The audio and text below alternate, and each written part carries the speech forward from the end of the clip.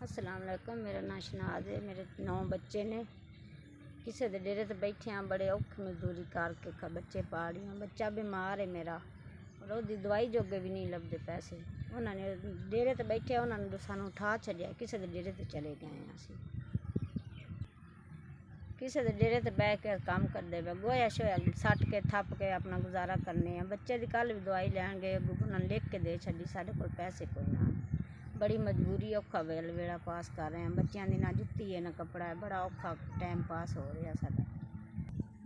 9 बच्चे ने मेरे, अपनी जगह भी नहीं है जिथे बह जा भी। पक्षी वास डेरे लाए ने, साड़ी बहुत औखी गुजारा हो रहा। निके निके बच्चे ने, बहुत मुश्किल गुजारा कर रहे हैं उन्होंने।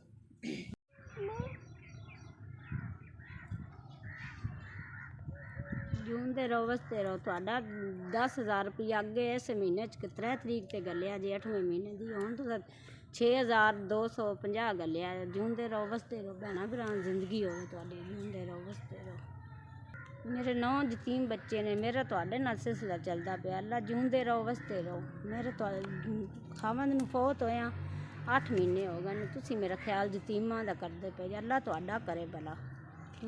तुहाडी वजह तो मेरे बच्चों की यतीमी महसूस नहीं हो रही है। तुहाडी वजह तो मैनू इस खर्चा मेरा लभ जाता, मैनू महसूस नहीं होंदा।